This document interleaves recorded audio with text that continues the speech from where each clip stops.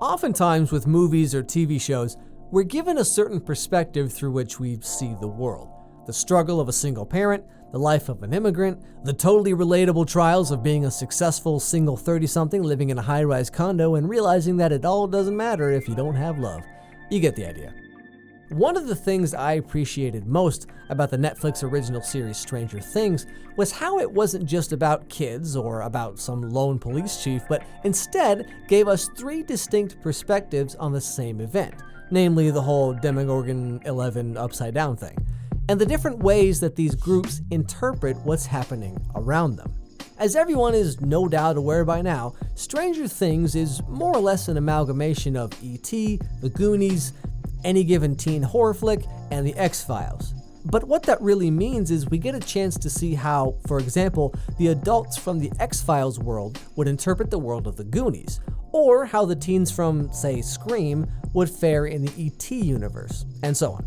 You see, each of these groups, kids, teens, and adults, have their own perspective, their own way of interpreting the world.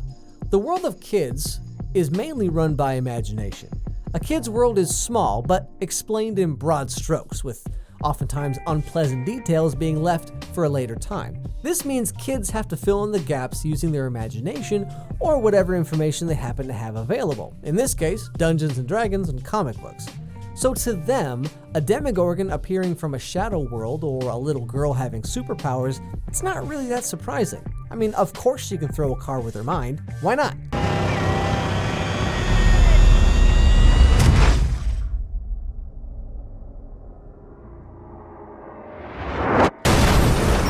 For teens, however, things are a little different.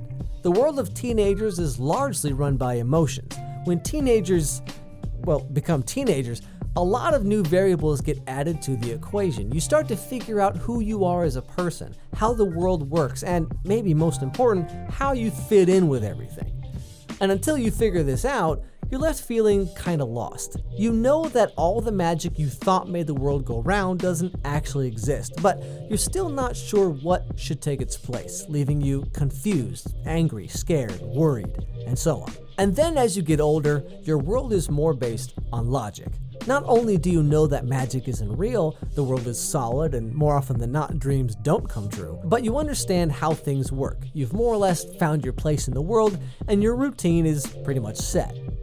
Like what we see in Stranger Things, the world of adults only works when things are normal, when the logic holds true. But when, say, a demogorgon comes to terrorize your town and takes your kid to the Shadow Realm, that logic isn't really gonna do you much good. This is reflected mostly in the character Joyce. Her world is completely turned, upside down. Not just by the demogorgon itself, but more by the fact that she can't make sense of what's happening.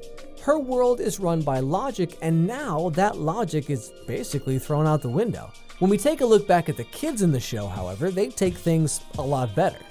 Their world is run by imagination. They're used to things not making sense and having to fill in the blanks themselves. That's how their world works.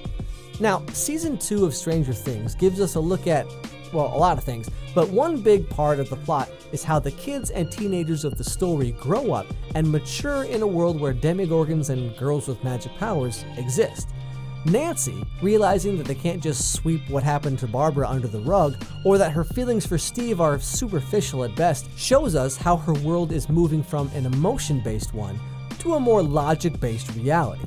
Dustin explaining the Mind Flayer and how to stop it, only to realize halfway through that not everything can be explained with a D&D Monsters manual, is another example of how the world of imagination begins to crumble, and something else, less colorful but altogether more sturdy, takes its place. They don't have brains, and the Mind Flayer it likes brains.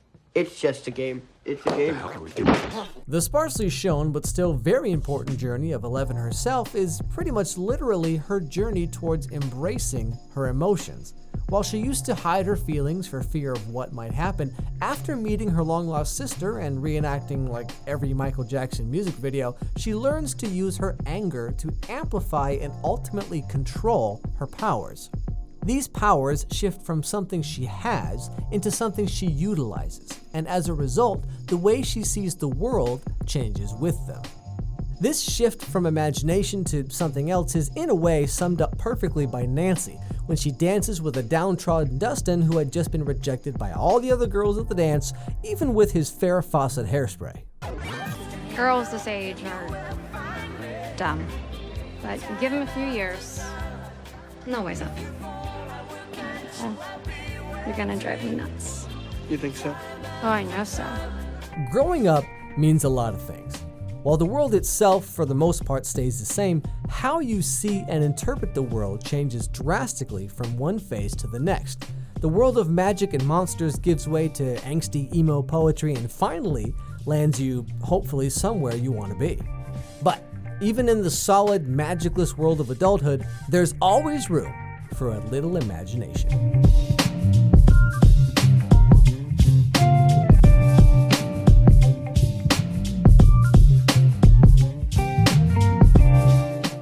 Hey everybody, just wanted to say thank you so much for watching.